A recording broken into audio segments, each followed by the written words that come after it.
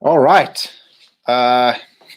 Welcome to this impromptu reactionary opinions episode.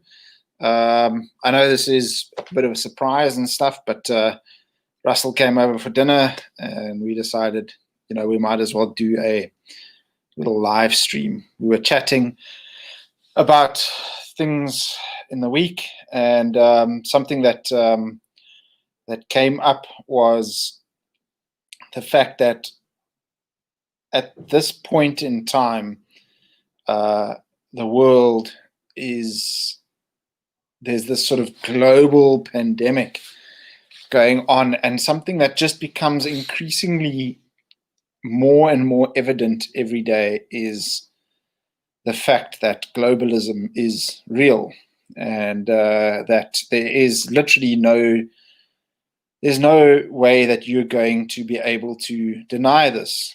It's just so blatantly obvious. Anyway, but we're going to get into a little bit more of that in a bit. But how are you doing there, Sir Russell the Based? I'm doing well. We've got some got a whiskey couple over of here. drinks and Thank you, Mr. President. no, he's No, Mr. President. no. I'm not saying thank you.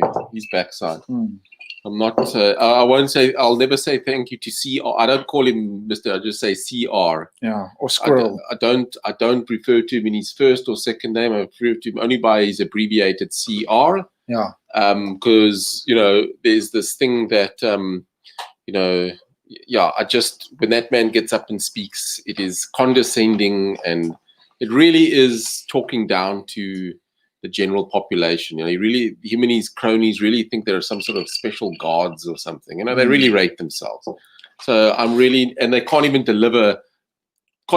supply us with electricity and that sort of thing, but they want to talk like all hot shot and main oaks that they know what they're doing, and then you got people who believe them, and it's just horrible. But anyway, like I said, we are sitting here. We're going to discuss a bit of globalism or internationalism, and just South Africa is very much caught up in internationalism. Myself and Scott were saying now how all our major political parties, the ANC, the EFF, and the DA, they absolutely love being part of international community. It's like, I'm sure they started the whole lockdown procedure just to go along with what was going on in the rest of the world. They saw it as, we're just doing what the rest of the world does. Forget about what we want to do, what's best for us, all those sorts of things. They are going to try and lock down the rest of the world. They absolutely love the idea of internationalizing everything. So in terms of the political future of South Africa, if you vote DA, you're voting internationalism. If you vote ANC, you're voting internationalism. If you vote EFF, you're voting internationalism. They all absolutely love the United Nations and the whole Agenda 21 and Agenda 2030. So literally, in our parliament, the pushback has to come from civil society to all these things coming from the United Nations, like the comprehensive sexuality education. There was almost no opposition from the Democratic Alliance, or the EFF, or we wouldn't expect there to be any, and the ANC. But what I'm getting at is that that comes directly from the United Nations. What is it? UNESCO? No. What's the child UNICEF? Is it UNICEF? One of their bodies. I don't know which one, but it definitely comes straight out of their mandates. That comprehensive sex education. It's basically it does come from them in some. I don't know the whole way it comes from them, but it's basically propagated. And whenever there is something of the United Nations, South African politicians, ANC, DA, and EFF, they fall over themselves to just agree with it, just agree with it, just agree with it. Forgetting about what local South Africa. So any sort of opposition that you meet, and they're always trying to push the waters. They're always trying to push the agenda to see if there's any resistance.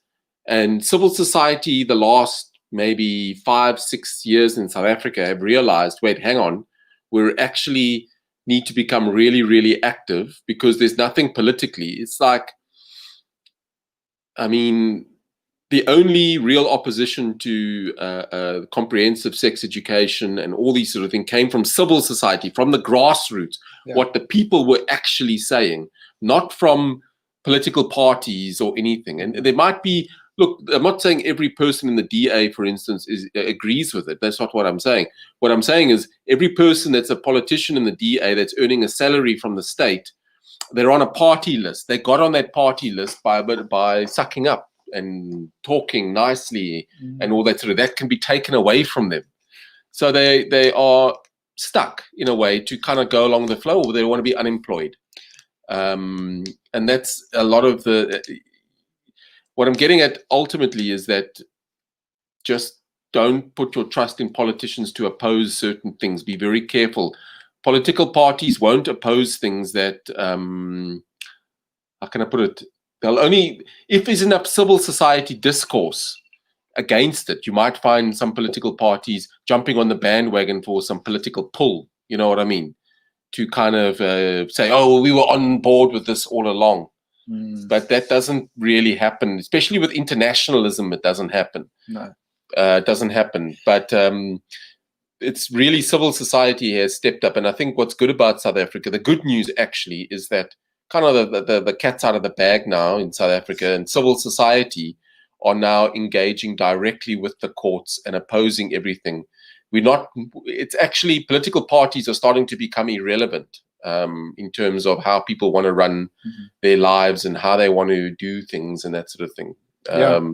That's just that's my kind of thoughts on the whole globalism UN stuff. Yeah, so South Africa is pretty much the testing ground, the testing ground for, globalist ideas and all of that. And I think partly because, our government is literally a UN puppet, and they will literally do whatever the UN tells them to, pretty much. So we've made this analogy a couple of times on our show where we explain South Africa is like, in the UN, thing, they like little Jimmy, that kid at school that would just do anything to get attention.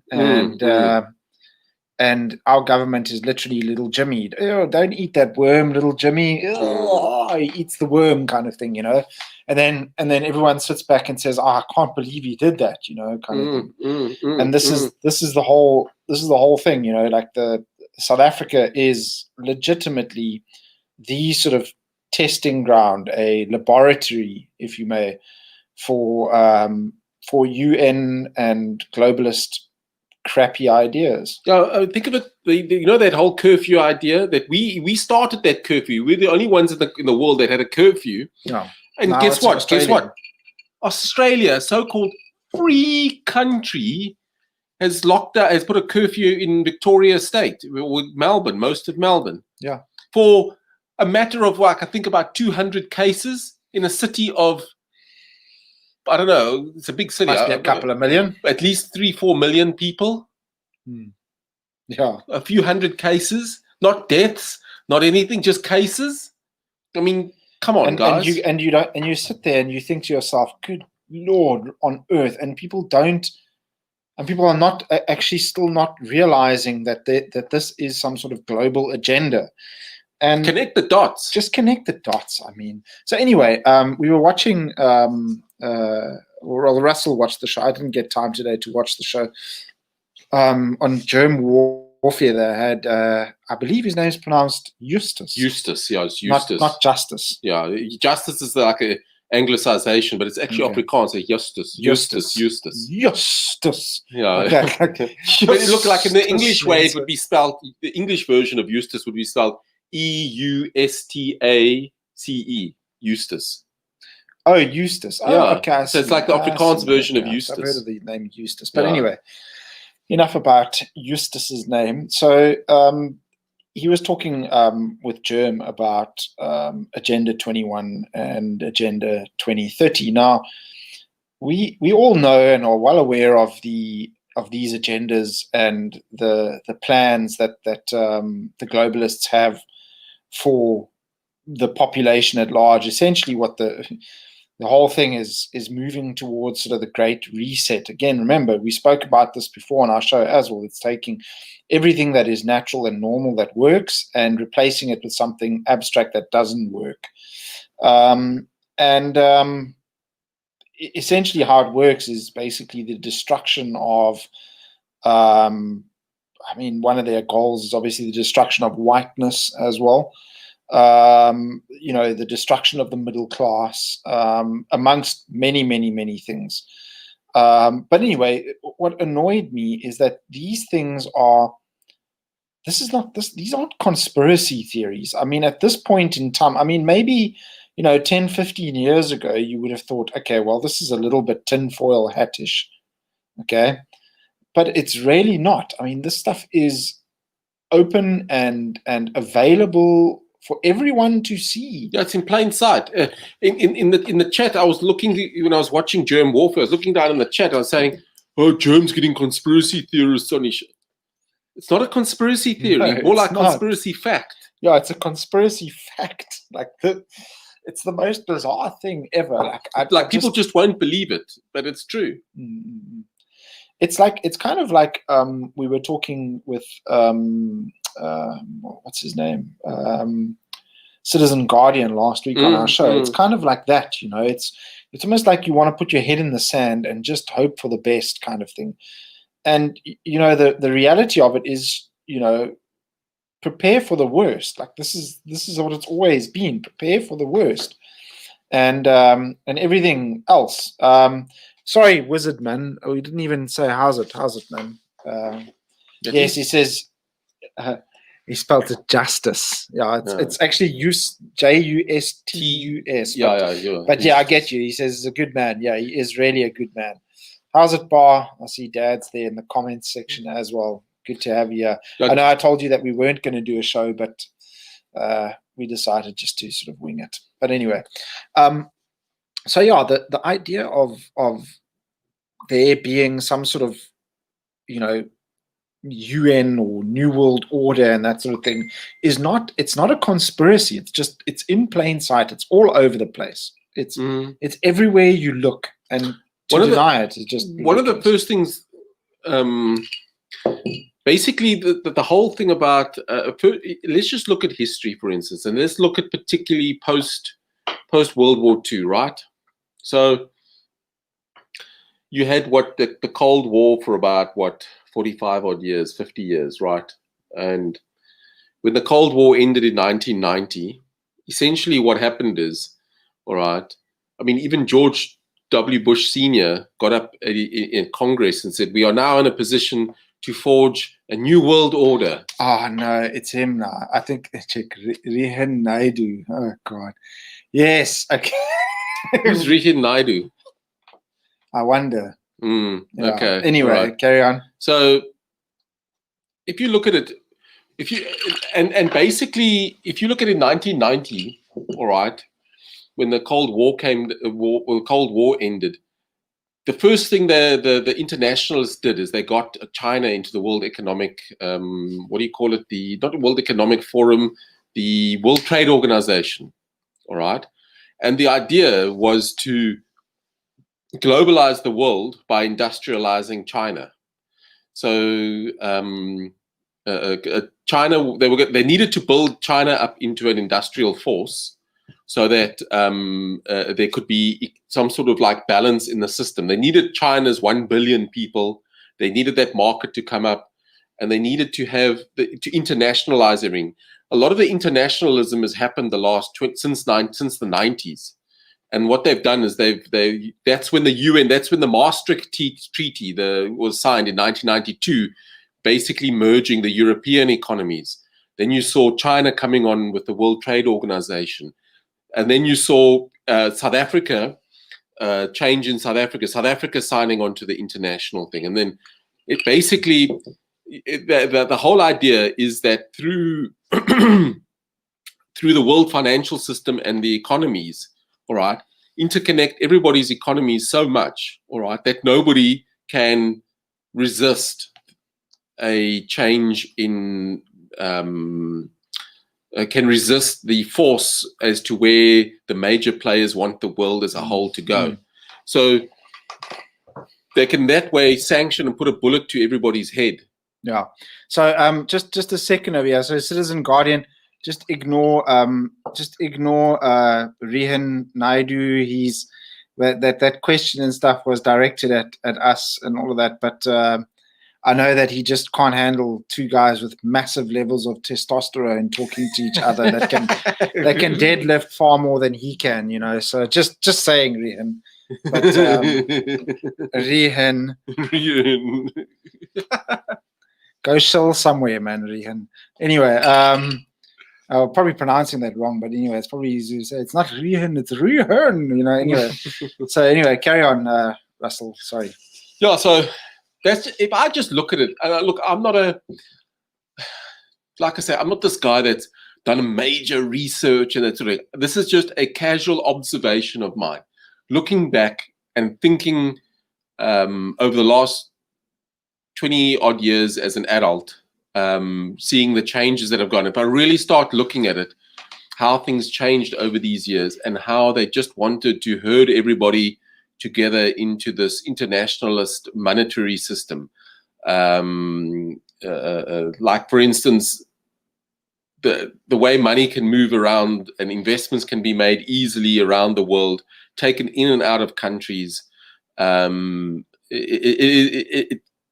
can I put it? The movement of capital and finance and the movement around of industries, that's how they've merged the world. That's why you've got things like the North American Free Trade Agreement. These so-called free trade agreements are all about integrating economies. They're not about actual free trade. They're about integrating. What happens is if you integrate people's economies, you can hold the politicians to ransom. All right. You can hold the politicians to ransom, and then you can get them to do what you want them to do. It's all about the slow and silent creep towards this order. And I'm just stating what I have seen in my adult life over the years and how I interpret it. And I don't think there's very little, even in places like all the big economies, Europe, Great Britain, United Kingdom, there's no sort of will of all those countries to actually build their economies. Everyone's always goes to these trips at the World Economic Forum. What are you going to the World Economic Forum for? Why? Well, you can literally, build your own country. Yeah, you can build your own. What are you going to the World Economic Forum for? Everybody's like, everybody international and again, Russell, this falls into the whole imperialism of lolbertarianism and unfettered capitalism, unfettered cap borders, and look, like I say, I mean, those lolberts are quite accurate in their saying you can't have 100% free markets without 100% free movement of people.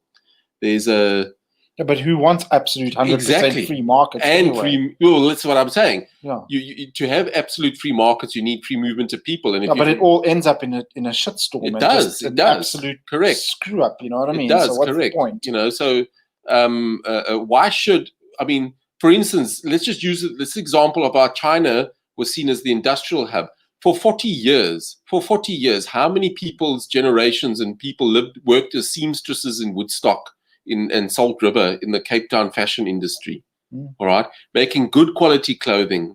We had House of Monatic, and we had what was the other one? There, aren't they? I don't know, but they're not at force they were 20, 30 years ago. Yeah, no, and it only happened ever since the 90s or early 2000s when China joined the World Trade Organization. Yeah, all those why should in their chops? Why should we join? It's just, it doesn't. There's questions that politicians just betray workers actually, but then they seem to be we're pro-work. It's just complete madness. Well, I think the most important thing is that this is so obvious, and if you just take the most cursory look at the world around you and the happenings around you, and just take, I mean, for God's sakes, you don't have to take your whole entire life studying the stuff. Okay, so someone like Justice and Rehan. Anyway, Rehan mentioned in the comment section over here, he says, Desmond is excellent too, but less suitable for beginners. So Justice has a fantastic channel. I've spoken about his channel before on the show. Really, really cool channel where he speaks about in detail Agenda 21 and Agenda 2030 and the globalists and all of that. But you don't even have to go and study this stuff. No, look, you just have to start thinking about it. You just have to ask the critical questions. What happened? And you need to put everything in place. Okay, when did our clothing industry in Woodstock take a dive? It was the early 2000s. Okay, late what happened 90s. Then? That's when China joined the World Trade Organization. Oh, okay. Well, now we connect the dots. Connect the dots. Okay, and this is the whole thing. And with so basically, it was saying, okay, South Africa. Not to say that you can't produce the clothing, but we're actually going to say, all those seamstresses, that can do something else. That can be done by China. In South Africa, you must find something else to do that's competitive. Yeah. Okay, what about, it is just a little bit too much. I mean, you don't actually need this whole internationalizing of everything. I don't think so. I mean, Andrew trading the comment section again. Yeah, he says, remember when Shawn Michaels joined the new world 2002. Shawn Michaels, wasn't he a wrestler? Yeah, he was. Shawn Michaels was a wrestler. Yeah, in the early 2000s. And he's trading the comment section. Come with the actual stuff here, man. So Rehan says Klaus Schwab, the World Economic Forum is openly anti-capitalist and advocates for central control. Yeah, well, central control is at the end of the agenda. You know what I mean? Because if you internationalize everything, if you internationalize it via capitalism, it's still internationalized. You get what I'm saying? Exactly. So you can still control it. So it's still central control. Which is the goal. Yeah. Which is the goal. Yeah, you see, look, RJ said there, workers elsewhere in the world unite. You know what I mean? Yeah, exactly. So we betray all our workers here. Even though we're supposed to be a workers' union type led country, it's like, never believe these politicians what they say, only follow what they do. Yeah, so Citizen Guardian says, I have a very controversial opinion on the New World Order. I think there are a couple of good points to it, as long as there is still capitalism. Look, okay, so we've spoken about this also on our show, is what is capitalism? Capitalism is essentially the generation of wealth through industry and that sort of thing. That's fine. I don't have a problem with that. But like I said, through production, owning the means of production. Through owning the means of production, yeah. So I did say, I specified unfettered capitalism. So I don't have a problem with capitalism or the production or the creation of wealth. I don't have a problem with that at all. But I do have a problem with unfettered internationalist capitalism. So, the whole open borders, world trade kind of nonsense that doesn't exist. I was having a chat with someone earlier on today, someone that Rehan might know. I don't know, maybe he knows him. I don't know. I guess those Indian guys know each other, I guess. Small community, But so myself and this other Indian guy were chatting, and we basically, his thing is that, what they basically want to do is they want to destroy the middle class, and how they do that is by making the wealthy more wealthy. And it sounds 28-year-old me would turn around and slap me in the face now and say, oh, that's Marxist talk, or that's communist talk and stuff, but it really isn't. It takes wealth, or it takes money to make money. This is the bottom line. And the chances of a middle class person, this is the God's honest truth, middle class person in today's world, maybe 15, 20 years ago it might have been possible, but in the world that we live in today, the chances of a middle class person becoming a multi-billionaire very, very slim. Well, it's not about necessarily becoming a multimillionaire. It's the ability of being upwardly mobile. That's the thing, you see. Yeah. I think we've got to look at it like that. So your average, if somebody born into a lower working class family can earn enough production and save and invest and create enough capital for themselves to advance to middle or upper middle class, that is becoming more and more difficult. Mm-hmm. All right, simply because of strangely enough, we're being told that complete lie about finance. All right, that low interest rates are good. Low interest rates are not good for workers. All right, they're the worst for workers. Low interest rate, and it just creates inflation, and inflation is what destroys the lower classes, especially because they get paid in paper currency.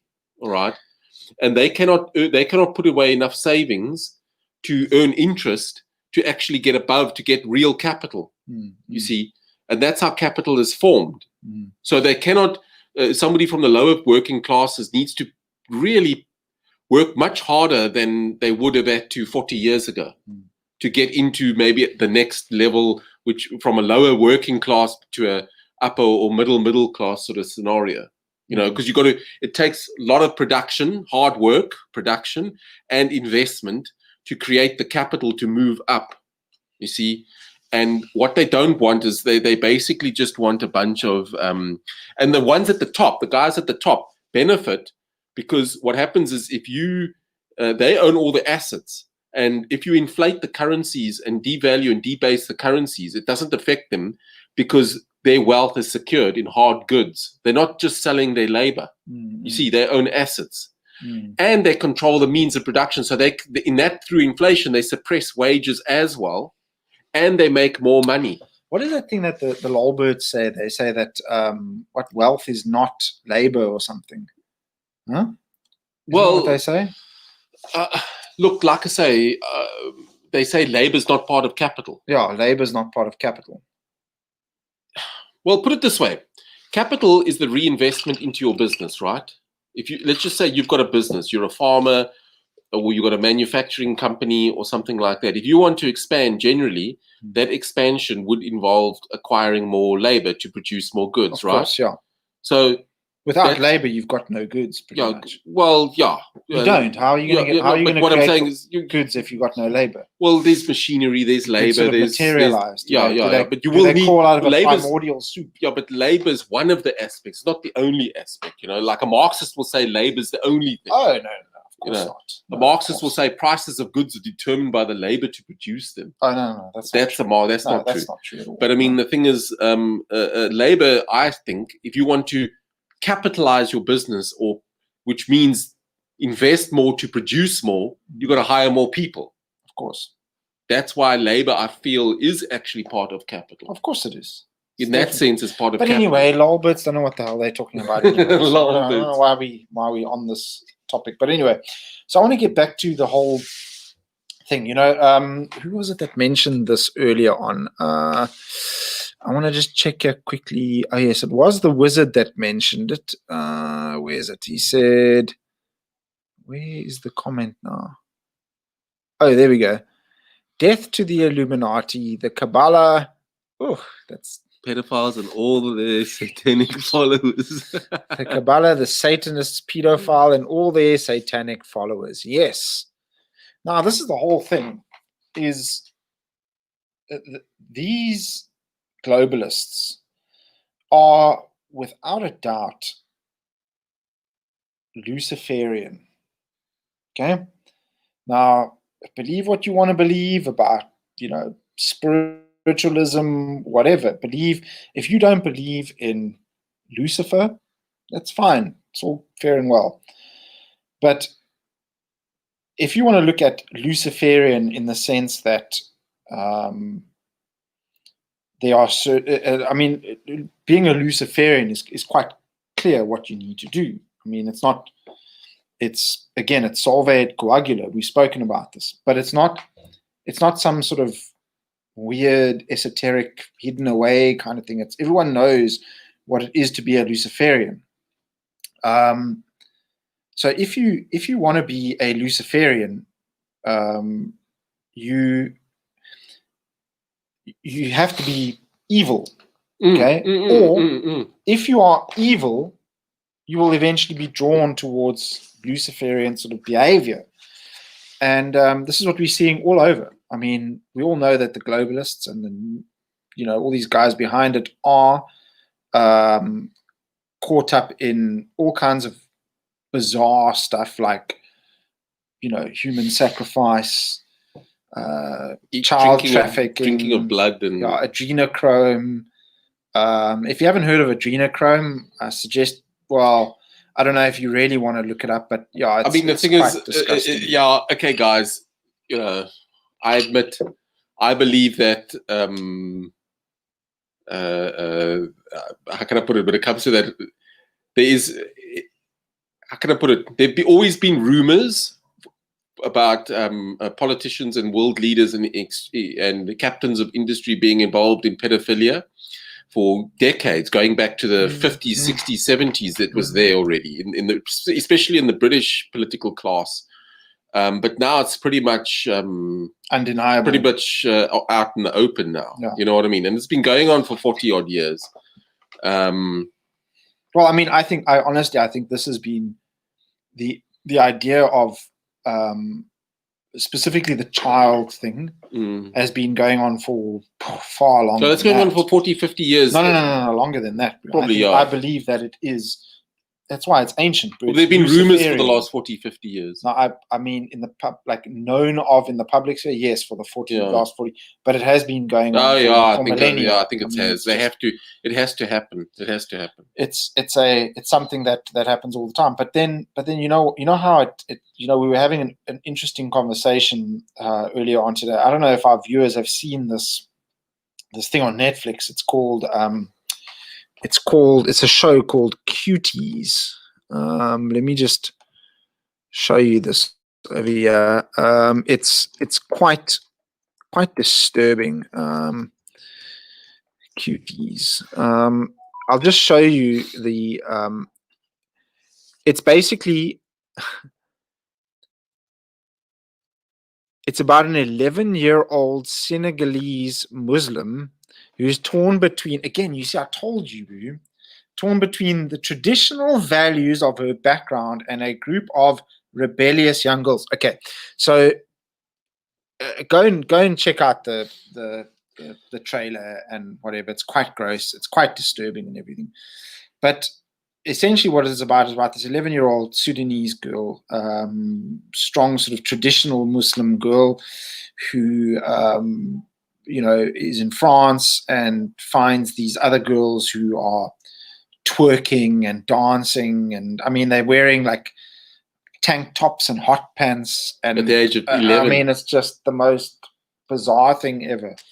And this is now the story of this girl sort of coming of age kind of thing, and it's quite disturbing. So anyway, in my mind, yes, it is all about. This whole show is all about hypersexualizing children, which is quite evident. I mean, it's obvious they're hypersexualizing, or they're just normally sexualizing children, which is just horrible. But the thing that hits you like a wet snook is, where are the parents? You have these 11, 12-year-old kids or whatever, or 11 years, 12 years old kids who are dancing on camera. Where are the parents? Okay. And you know what I think? I honestly and truly think that that these globalists actually have bought out parents, paid them money, made them give up their children to these shows in order to hypersexualize their children. And whether they're being paid for that, or whether, I would even go as far as to pull on my big tinfoil hat and say that they actually have, Rehan might be able to tell me if this is true, they might actually even have, that sounds gross and extremely controversial or whatever, but they might even have child farms where they have adults who are reproducing in these places just to produce children in order to have these bizarre things done to them and just sort of sold off to globalists and billionaires. It's not off the table, that. That is not off the table at all. The problem is, you see, what the idea behind this cuties and all this sort of thing about portraying young girls like this is it's like kind of like gaslighting the population and saying, see, this is completely normal. Yeah, it's just normal. See, it's just a this girl. is completely normal. And, you know, a lot of people don't have that ironclad will. Most people don't have a will at all right, to withstand these type of things. And the people, peer pressure, social conformity, all this sort of thing, people fold to it. And that includes parents, even when it comes to their kids, for goodness sake. Disgusting. You know, they'll fold for things. Just many will. Not to say all will, but many will. And that's what I also find especially the last few years in media and news and movies and all that sort of, it's all about manufacturing a consensual thing, like a consensus. Well, they've literally managed to change people's consensus. They've managed at this point in time to change the norm. Yeah. We are living right now in a product, I think, a manifestation of the new norm. One of the most influential Hollywood network productions of all time, in terms of its impact on society, was the show Will and Grace. Oh yeah. Until that show came along, that show is probably the most successful social conformity show in the history of the world, in terms of how it changed people's perception. It was the greatest piece of propaganda ever. Yeah. Definitely. So basically, again, normalizing homosexuality, all of these sort of things. Now, here's the thing, guys. I mean, myself and Russell are Christians. Guess what? We don't support homosexuality, in case you didn't know that. You know, whatever. I don't care. I really don't care. But if someone wants to be a homo, there's nothing we can do about it. I can't do anything about it. I'm not going to go and try and convert them or whatever. They can do whatever they want. It doesn't bother me, okay? As long as it doesn't bother me. But don't try and force me to, you know, accept homosexuality. I just won't. I won't ever. This is the reality of it. I don't care. The thing is, it's like I can't do anything about people. I can't do anything about people and their sexuality. It's out of my control. You know, it's not something. But what I don't enjoy is, you know, like, okay. It's like I don't have a problem or anything. I mean, it's like I don't know. Yeah. Look, I'll be honest with you. I have lots of friends that are homos. Yeah. I have no problem with them being a homo. I don't care what you do behind your closed doors. I also have friends that are compulsive wankers as well. I don't care. That's what happens between you. I don't care. It doesn't bother me. Okay. As long as it's not going to impact me and my family. The problem is a show like Will and Grace impacted society. Well, which does affect you. What this is the thing is, what I do have a problem with is I have a problem with normalizing that sort of behavior. So if you are a homo, or if you are a chronic masturbator or whatever it is, don't go and make it like, okay, I'm going to have like a wank parade. You know, I'm a proud wanker. You know, run down the road wanking, and like, I mean, you shake your head at it, but I mean, no, I get what you're saying. You know, this is the point. Don't let that define you. And also, I mean, the thing is, whatever. Let's be real about the situations with homosexuality. It's a very risky thing to do from a pure health perspective. Oh yeah. You know, what's the life expectancy of somebody that lives that life? It's not good. You know, no, it's not. It's not maintainable, or it's not sustainable. So again, this is where I disagree with Conquest's first rule of politics.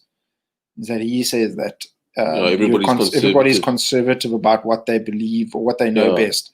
Nonsense. Some things are conservative because you can conserve, but some things can't be conserved. Precisely. This is the whole thing. Some things aren't So that's- conservable, if that's a You word. might be your view might be conservative, but what you are defending is not. Yeah, because it's not conservable. So exactly. So anyway, so yeah. Back to the whole. Go Back through to some the comments. go through some I can't comments. believe Our you've got this comments- many people watching us. You comment guys are back section to. is going crazy over You here. guys have got nothing to do on a Friday. Yeah, get yourself some whiskey or get yourself a woman there, Rehan. Scott and Russell, modern day people care too much about material aspects of life, though. If it wasn't for billionaires, there would be no wealth. Look, this is also Yeah, materialism is a materialism is a problem. It is a Okay. problem. I've spoken about this a lot as well, and it's also sort of your secular materialism where your wealth and your assets and stuff basically define you. Yeah, and we've made it a culture. Yeah, particularly in the Western world, we've made it a culture that I'm bursting at the seams over here. I'll take over. Yeah, so I'll go there later. I can still hold out a while. But yeah, the problem, materialism is an issue, especially in South Africa. Ironically enough, how can I put it? I remember growing up as a very young child in the late 80s, early 90s, before the changeover in South Africa to the democratic dispensation.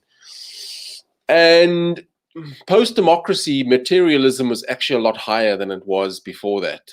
Nobody really cared. I remember growing up as a young child, no one really cared much about how much money your parents had and all that sort of thing. It wasn't like a big thing. But like there again, materialism is really pushed. They want to create consumers. There again, the whole internationalist agenda pushes materialism. And when somebody is confined to a materialist worldview, all right, and materialism is somebody's kind of like a demigod or a mini god, then you can start exploiting inequalities. Okay, inequalities. You see, so if you can turn the world into a material world, okay, then you can exploit inequalities. If it's not a material world, then inequalities don't mean anything. Yeah. So that's what you've got to look at. And that's another thing that's happened the last 30 odd years since the 90s, is the world has been turned into very much a material world. And when you turn the world into a material world, you can say, oh, this is a material world. Now there's like levels. So why should somebody have more than the other and all this sort of thing? You get what I'm saying? So those disparities can be focused can be now really focused on, because now people's attention is on materialism. You see, and that's only really, I was just telling them now that growing up in the 80s and that sort of thing, I don't remember that. It's only since this whole 90s, since I left school, early 2000s, that it really started. Well, I mean, technically it could have been because you were a kid then, but could have been because I was a kid, yeah. But I mean, it could have existed, or could have been the early stages of it. But or maybe it just wasn't important to me. I just didn't see it. Maybe I don't know. You were a kid, so I was a kid, yeah. But I just generally looking back as well, I don't remember. Well, I mean, let's take the last 20 years. Yeah, the last 20 years, heavy, materialism has just sort of skyrocketed. I mean, it came with the invention, cell phones. And all the nice goodies that have come across, a lot of the inventions that have happened a lot. Laptops, everything has just sort of, exploded into, more and more convenience. Anyway, let's get to some of the comments over here. He says, Ronnie Grove says, hi, what is your take on the national populist movement? Who's that? Is that national populist? I don't know. Is that? Oh yeah, I think it is. I think it is Herman Mashaba. The People's Dialogue, or whatever you want to call it. I don't know if I have enough to comment on. I don't know if I can actually make a comment on that. Not really. I think Mashaba might be a little bit too much of a lolbert for my liking. No, he's actually changed. He's actually tightened up a bit. He's not so much of a lolbert anymore. I know he used to be the non-exec chairman of Free Market Foundation at one point, but he's actually tightened up a lot. I think he's gone down to the grassroots. Okay. Being in politics and that sort of thing has basically looked like, for instance, if he was a complete lolbert, he wouldn't be talking about closing borders. Yes, I did see that tweet that he put out. He's very much against open borders, Yeah, okay, like well, I that's a am good as well. point. I'm also against open borders, particularly in the South African context. I think it's going to it causes conflict, violence. We've already seen we've already got problems with xenophobia. We've had many outbreaks the last 10 years, 10, 12 years in South Africa. Xenophobic violence breaks out of nowhere. So it is a problem. So I saw just an interesting comment over here by Capella. I like this. There we go. That's the type of comment that I'd make. So he says the cathedral has tricked women since the 50s. The family unit has been broken down and women are married to the state. Yeah, that's also true. A father would never allow that shit. Preteens twerking. Yeah. So the cathedral is a neo-reactionary idea of, like Russell, in the medieval times and stuff, the Roman Catholic Church sort of controlled the narrative and all of that. Okay. But now it's more sort of leftists controlling the narrative. Sit back, man. Give me claustrophobia, man. Just sorry. We'll read the comments now.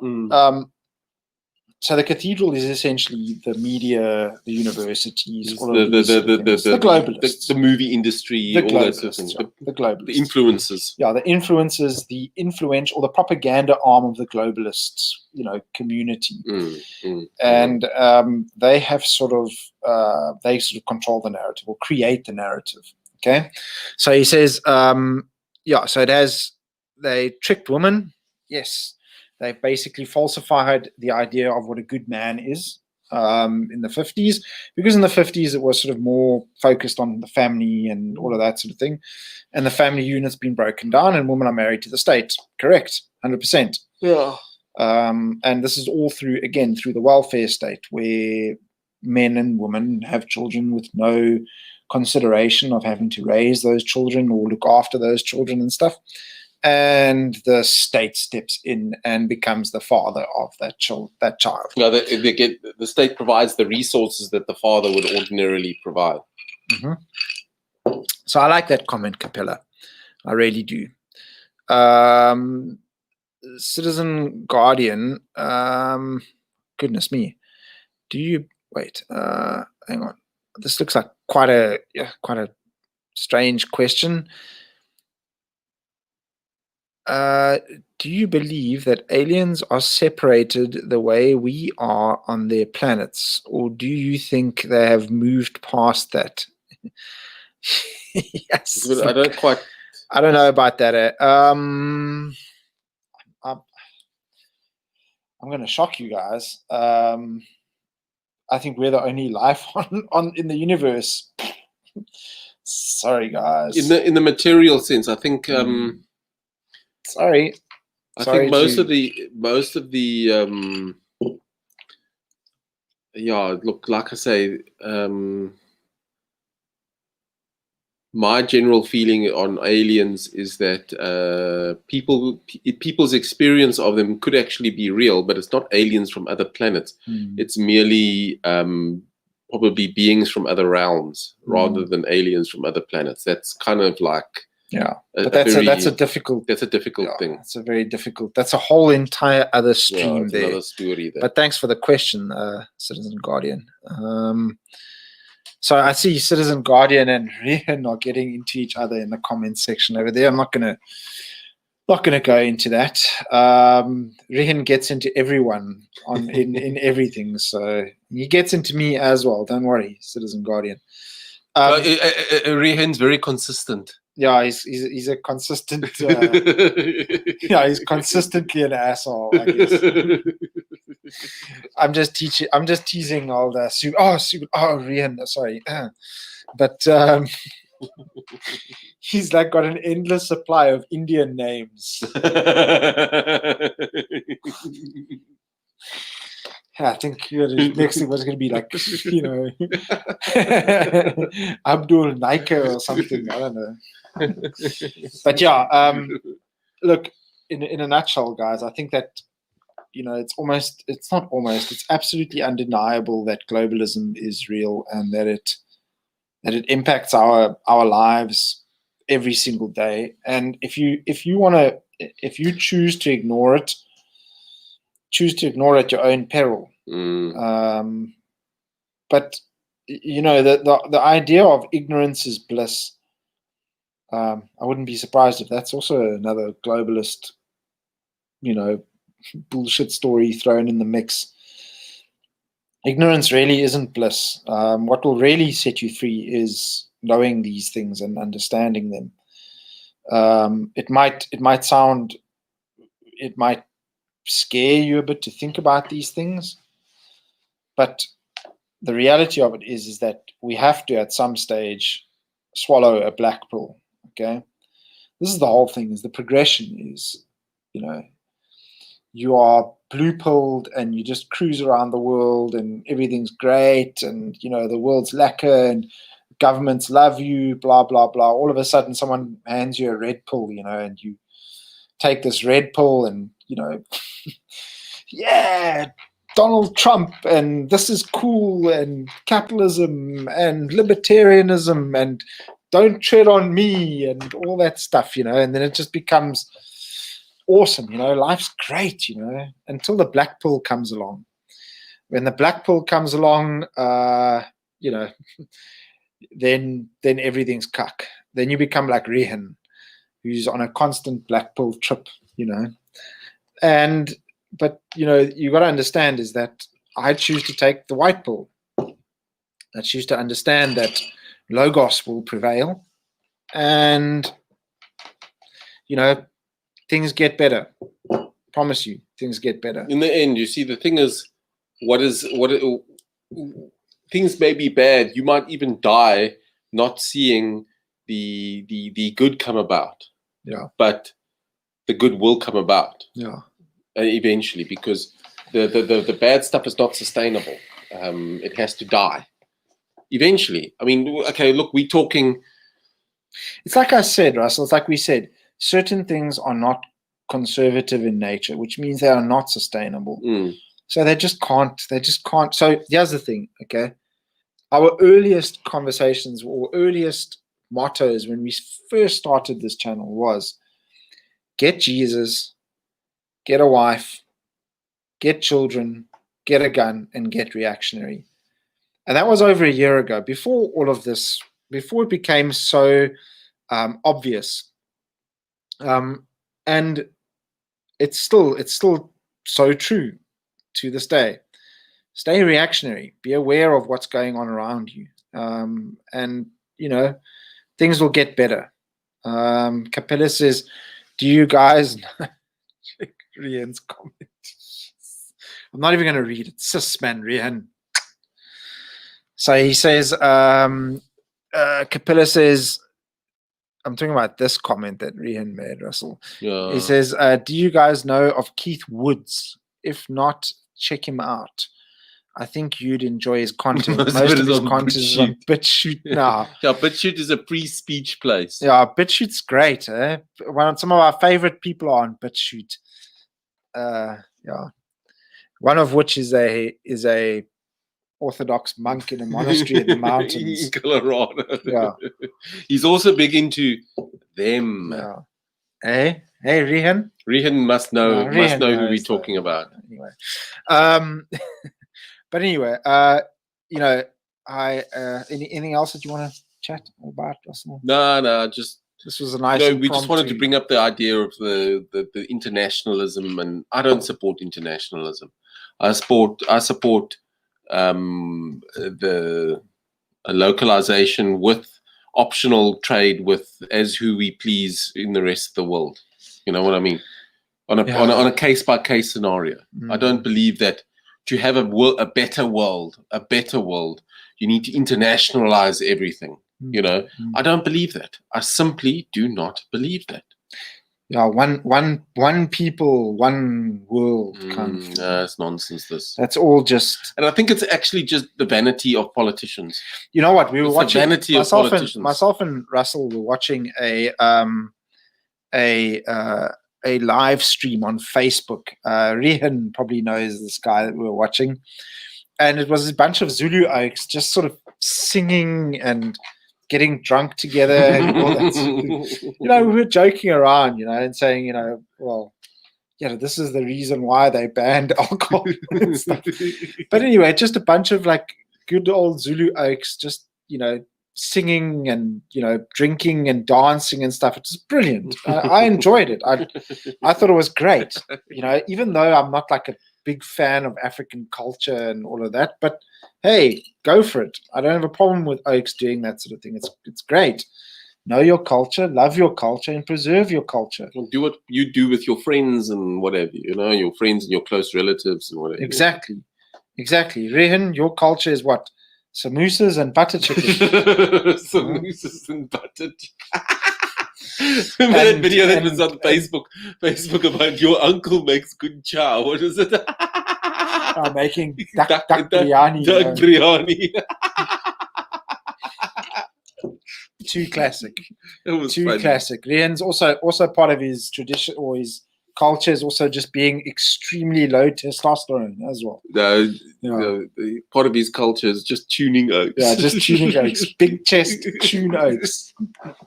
Just and GTIs as well. And CRVs. Yeah, CRVs. Honda. Oh, no, you mean Honda VTECs, you mean? Yeah, Honda VTECs. Yeah.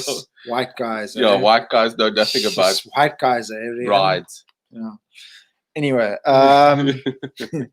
Neanderthal says, hi, fellow apes. Good evening, fellow apes. Better world, let's become Martians. No. There we go. Hey, there's old Eustace. Okay, we've been talking about globalism the whole time. Yeah. We've actually been... Thanks for coming. Thanks for coming on. We've been talking the whole time about how we actually agree with your interpretation. I was watching you on germ warfare, and like I couldn't believe that Germ said in the comments there were people that said, "Oh, you're bringing a conspiracy theorist." No, what Eustace says about all these things of the UN are true. Mm-hmm. I mean, you just have to connect the dots. I mean, be open-minded. I mean, you know, a lot of people just can't believe that people want to commit evil. That's the problem. They don't believe that people want to commit evil. Yeah, but again, this is a Lolbert view of, or a liberal view of everything, is that people are good. People are inherently good. Yeah, that's your first error. That's what people believe, and that's your first mistake, is that people are not inherently good. This is the whole point. Especially when they've been issued with the keys to power like that. I mean, yeah, give them all the power and then they just become obscene. How on earth, how can you be so naive to think that these people won't do these sort of things? No, it just blows my mind. Exactly. I don't know. It just blows my mind. Anyway, Eustace, I'd like to have you. I'm doing a break from. Have taken a little break. I'm on a course next week, but I'd love to have you on the show. I'll message you on Facebook so that we can have you on the show. Yeah, no, for sure. Check Capella's comment there. Capella says, found you guys a few weeks ago and can't believe your channel is so small. Most based pulled guys in SA by a mile. Keep it up. Hopefully, as when more O's wake up, they'll sub. Enjoy the vids. Thanks, Capella. Yeah, this is the whole thing. Is I don't know. We haven't promoted our channel like a commercial venture, like many of the other people, we won't mention. But the guys that like their coffee, and the guy that like coffee and merch, and the guys that like to say tech as well. Yeah, all those characters in there. Like they've got their super chat set up that they can have like internet strippers. Yeah, just like throw me money. Throw me money, Throw me tips, We're not that type of channel. We set out as a channel just to have fun and to talk openly. We weren't a commercial venture. We do it because we enjoy talking about these things. We just a bunch of myself and my brother, we just like to talk. More than anything else, we want to hear about people. We want to interact with what other people say. We want to hear what the word is out there, so that people like ourselves can think that they're not alone, that there is another voice out there, people that are willing to speak out. And that was really the idea behind the channel, was to really encourage other people to become more vocal about the ideas that we are sharing. It's one of the things that happens. Change can't come unless change is spoken into existence. You actually have to keep speaking these truths for things to change. Otherwise, things won't change. Yeah. You'll be amazed how powerful words are. That's why they want to ban free speech. Yeah, but again, we don't want to. I'm tired of. I mean, you will hear the occasional ANC of communists and stuff on our channel.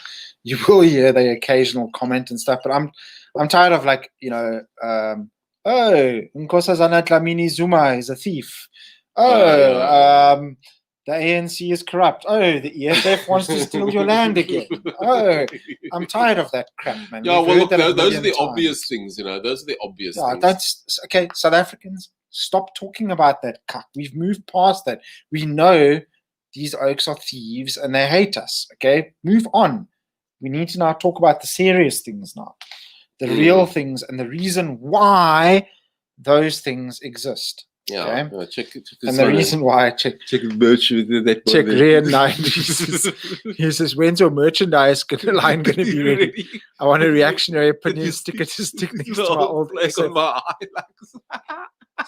Hey, Rian, you sound a bit storm faggy there, or what, bro? Are you a bit of a storm fag? Sure. Jeez, bro. Yeah, I thought it was a GTI you got to put there, anyway, oh, what is that banner behind you? It's the Don't Tread on Me. It's the Gadsden flag. It's the Don't Tread on Me flag. I got given it by friends of mine in the States. They gave it to me. It's pretty cool. Oh, there we go. Justus said, he said, globalism equals total control and no accountability. Yeah. Basically, a bunch of bureaucrats sitting behind a desk writing edicts. That's basically what it is. You can see it in how the ANC, this National Command Council, very similar. They want 300-page articles and just a whole bunch of. Basically, for instance, they want to run the world, put papers on a bureaucrat's desk and get them to just be, okay, I'll just sign this arbitrarily, Put a bunch of papers on a bureaucrat's desk and see what happens. That's kind of like how they want to run things. They love that. That National Command Council is a good precursor to how the world would want. These guys would like to run the world. Some whiskey there. Yeah, let's have some there. Yeah, no, 100%. Justice says, sure, soon. Yeah, that would be glad. So I'd love to discuss these things with Eustace, because I'm basically I'll listen to him on germ warfare, and I was like, I can't believe that people don't actually already know this stuff. Watch his channel. Subscribe to his channel. Yeah, well, I'm subscribed now to his channel. I am. And I mean, the thing is, I've been subscribed to his channel since he had like 120 subscribers. Okay. Now he's got like over 2.5. Good job. Probably more now with germ though. Good job there, Justice. Yeah. You deserve it. So he says, check out everything. What does Wizard say?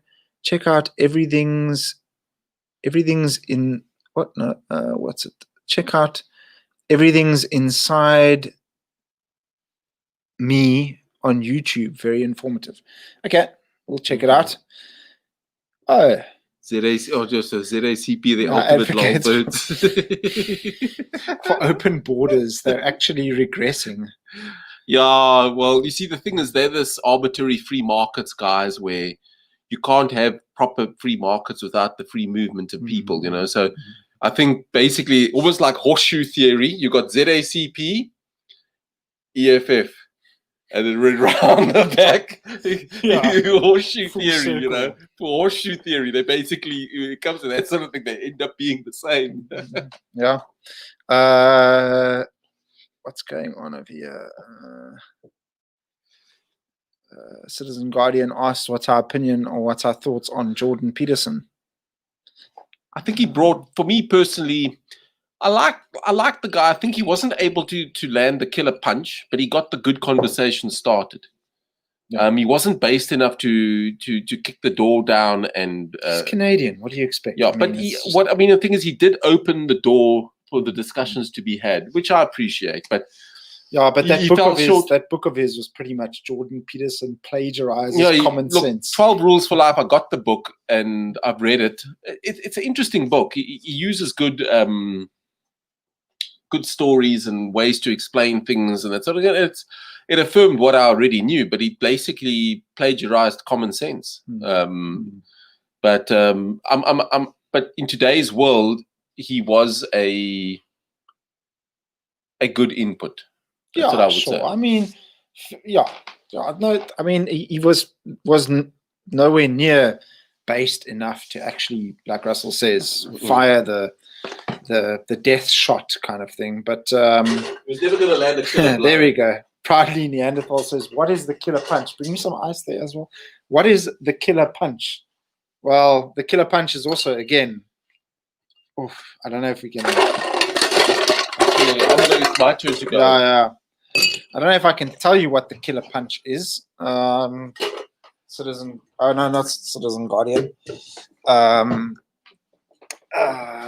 Who asked that question? Who asked what is the killer punch? Proudly Neanderthal. Message me offline and I'll tell you what the killer punch is. True story. I know what it is, but just won't say it. Yeah. Jordan P. Peterson. So what I want to talk about as well is some strange guy, bit strange like Rihan as well, sent me an article where essentially what they're going to start doing here in South Africa is they're going to start, then they will not be issuing death certificates until a COVID-19 test has been done. And I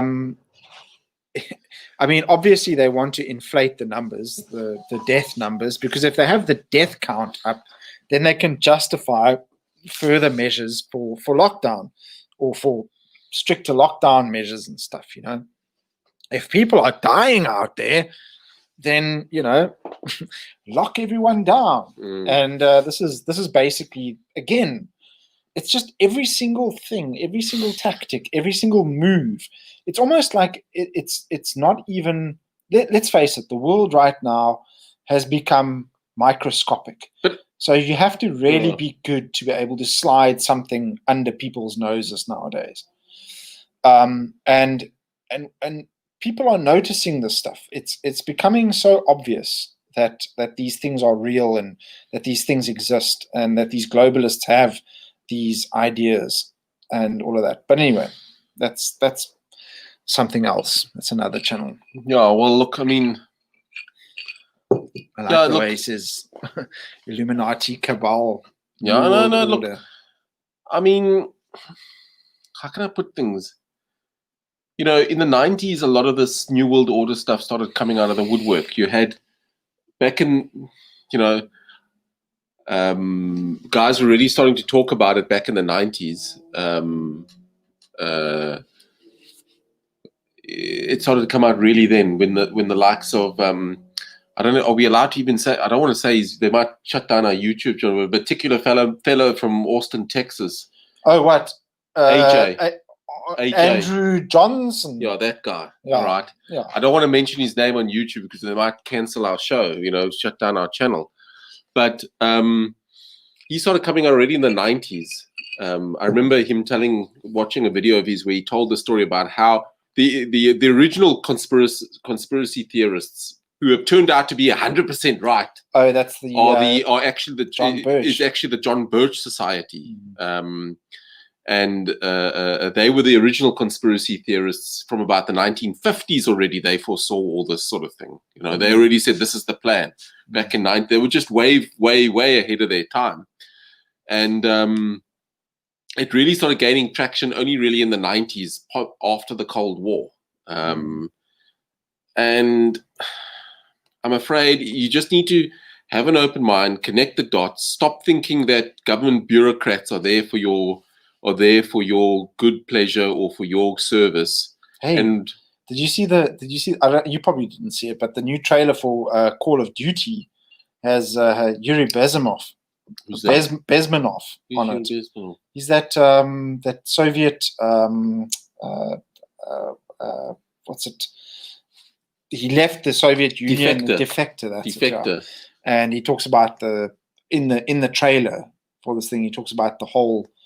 What was he? A soldier or airline pilot? Spy, I think. Spy, is it? And he talks about the actual, what happened and the way that they planned out all this thing, the Soviets and stuff during the Cold War. And the Call of Duty episode or Call of Duty game is called Call of Duty Cold War, where they talk about this, and they have Bezmenov on it as well. Interesting. So. Proudly Neanderthal asks, so is this a Christian channel? Yes, this is a Christian channel. It is a Christian channel, but it's not just a Christian channel. We're not like Rayman Network that are going to come and preach to you guys. Basically, the thinking was this. All right, thinking around those. It is a Christian channel, but we don't discuss matters of propagation of the gospel of the Lord Jesus Christ on here. Simply because the idea of this channel was to bring what a Christian worldview would be to the world at large. Yeah, that was the idea behind it. Like obviously, we all got different sort of ideas of doctrine, etc. But that we don't really discuss that on here. This channel is about getting the ideas of a sort of a Christian worldview out there. And, we're not here to evangelize. It's not an evangelism channel. No. It is a channel for... but everything, all the choices and all the subject matter that we talk about is directly influenced by Christianity. Yes, it is. So anyway, there we go.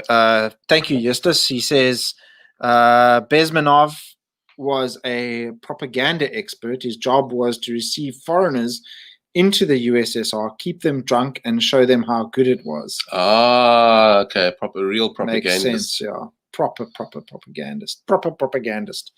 Interesting.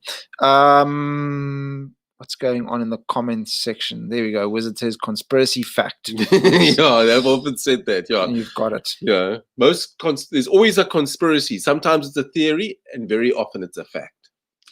So, Jacob Meiberg's getting into Rehan over here. Rehan, bro, you always come here and cause a When did they start this? He says, when did the ZACP start advocating for open borders? Link, please, or quote.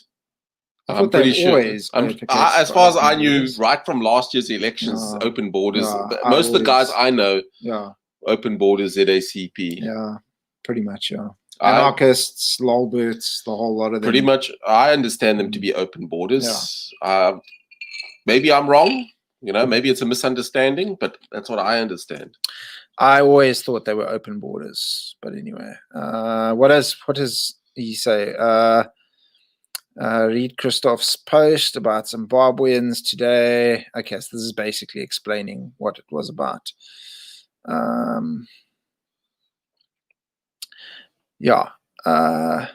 Feeding them soma. What's that? Hey, dagbreker. Dagbreker is here. Dagbreker. Dagbreker, yeah. When did last we had this many people on a show watching us? Yeah, it's good. I wasn't even expecting. There we go. Yeah. You can't talk about the West without understanding Christianity's influence on our worldview. My problem is most Christians know almost nothing about Jesus or the many dogmas preached. Yeah, that might be your problem, but it's also our problem. Yeah, well, look, like I say, the thing is, we're not going to get into theological subjects and doctrines and that sort of thing here. So Proudly Neanderthal, there's been many people in our comment sections previously that have told us, okay, you guys, because I'm a Catholic, Russell is a Calvinist, and Dylan is an Eastern Orthodox, and they always say, okay, guys, debate your debate, like between you guys, which one's better, kind of thing. I'm like, I don't really care. It doesn't bother me. We're not here to talk about that. We're here to talk about the things that matter.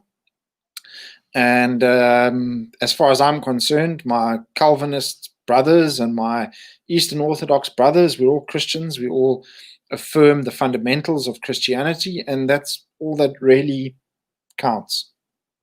Right? Yeah, well, look, I mean, the thing is, we're not here for, like the channel, like I said, is not here to promote Christian doctrine or evangelize. There are many people doing that already. I can tell, if somebody really wants to know, I can suggest many good channels to you that will evangelize you, or you wanted to hear, if you want to actually hear the truths of Christianity from very many perspectives, that's all available to you. The idea is just to, the idea as well, you know, in South Africa as well, there weren't people from a conservative Christian background bringing their viewpoints to the platform. There were a lot of lolberts and centrists, rock concert guys. No. What I'm saying is the guys doing show, like, you know, there were a lot of lolberts, centrists, rather than, okay, now look, let's just put it out there. You know, let's just swipe the floor. Let's just get our ideas, our hyper-conservative ideas out there, and let's see what people think. That was the idea behind it. Pretty much. So, Dagbreker says, hey, gents, nowadays it's better to call it discussions rather than debates.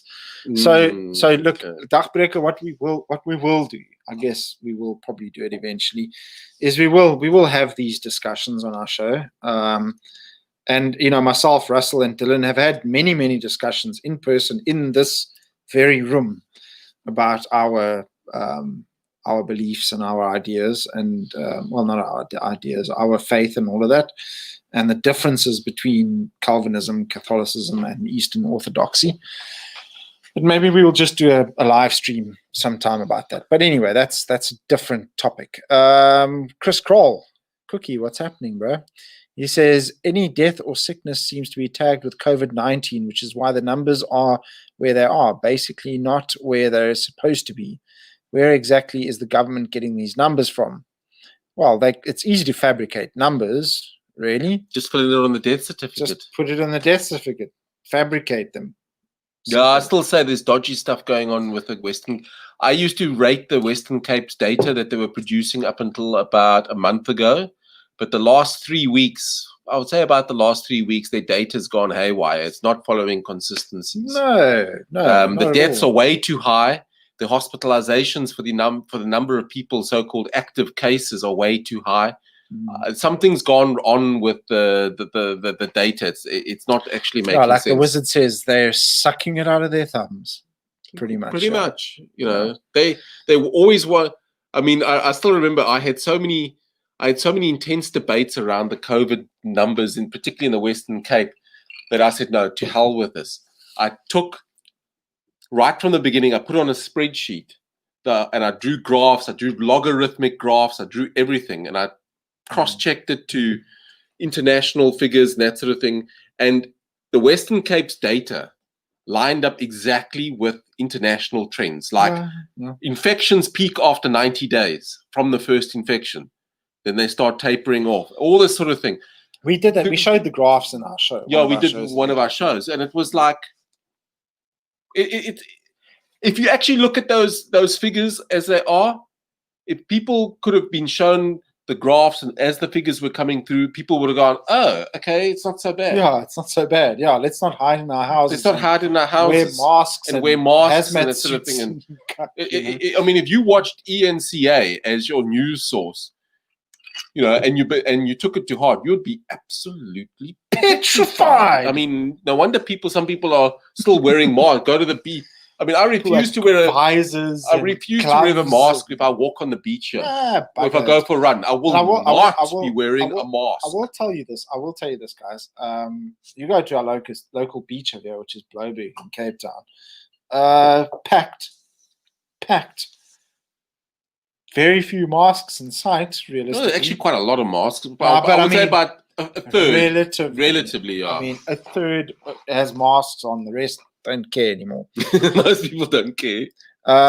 So anyway, what is does this guy say? I saw a comment over here. He says, Wizard says, as long as you're against Satan, I'm with you. Okay, we're all against Satan. We're against Satan, yeah. What does Rehan say? All the numbers are nonsense. They're recording all the deaths with COVID as COVID deaths. So it should be counting from COVID. Yeah, 100%. Yeah, exactly. Yeah, no, yeah, exactly. What else does Rehan says? There have been instances of firearm/motor vehicle deaths being recorded as COVID deaths. It's happened in other countries all over the place. Citizen Guardian says, in summary, I'm not a globalist, nor do I believe firmly in aliens. Was just adding to the conversation. No stress, bro. It's all good. But look, hey, if enough people do to bring it up the subject, is what I'm saying. Yeah, all good. Doesn't really matter. What he says, they DA are globalists. Yeah, there we go. We said this earlier on in the show before you arrived. Rehan. We said the DA, the EFF, and the ANC are all 100% on the internationalist bandwagon, globalist bandwagon. So he says the DA are still globalist. Justice and some other Indian guy on Facebook have plenty of evidence. Yeah, who's this Indian guy? Yeah, who's it? Probably stinks of butter chicken and curry anyway. Yeah, Windy is pushing the new normal along with vaccines. Look, Windy is smooth. He's a good administrator. I must admit, he's administrated very well over this period, but he's a little bit too smooth. I think, when a guy's that smooth. So proudly Neanderthal. I don't know, but I don't know if we can get into this now because this is we've already been going for an hour and 20 minutes. No, that's we can't get into that. No, we just don't have time to get into that, bro. I'd love to. Just talking about the Council of Nicaea. That's I just can't get into that. Sorry, for another show, bro. Yeah, some other time. I'd love to get into it. Not what does Dagbreker say? I absolutely agree. If you look at the map showing where all the major cases are. So what they're telling me is that there are more people in Piketberg than Gordons Bay, right? Yeah, just about density, I suppose. There. Yeah, pretty much. Anyway, guys, we need to cut it off now because we're going for an hour and 20 minutes. Yeah, we've got plenty of people watching tonight. For an impromptu complete impromptu. We've got more people watching tonight. I think this is our record audience probably. not quite, but anyway, because we're dropping bass bombs right now, so that's the whole thing. But anyway, I appreciate everyone coming out tonight. We will be having on. Okay, remember next week I'm out of action. I am on course, so I will not be doing YouTube at all. Russell and Dylan might be. I don't know. We'll see. So if I come up with an idea before Tuesday, maybe. But you guys got to understand, I am literally I'm reactionary opinions. This is my operation. But Russell and Dylan are obviously helping out, and not helping out, but they're the brains. You're the host. You're the host. Yeah, I'm the host. You guys are the contributors. We're the contributors. So anyway, I will be back soon, and we will be having Eustace from Agenda 21. It's called Agenda 21, The Truth, South Africa, I believe that's what it's called. Go and check out his channel. I did talk about him on our last show, our last stream. Go and check him out, guys. The guy is, he's lost a lot because of this lockdown. Yeah, and I suggest you go and, help him out. Donate a bit of cash his way and that sort of thing because he does really, really good work. And myself and Russell are in a privileged position where our lifestyle hasn't really been impacted by this. But we go and support the guy. He's struggling. He's got 2 beautiful little baby girls, and it's really, really tough for me as a father to see someone struggling out there like that. So go and help Eustace. He deserves it. He does good work and he's a good man. Go and help him. Anyway, thank you so much for listening, guys. Remember, stay reactionary out there because God wills it. God wills it.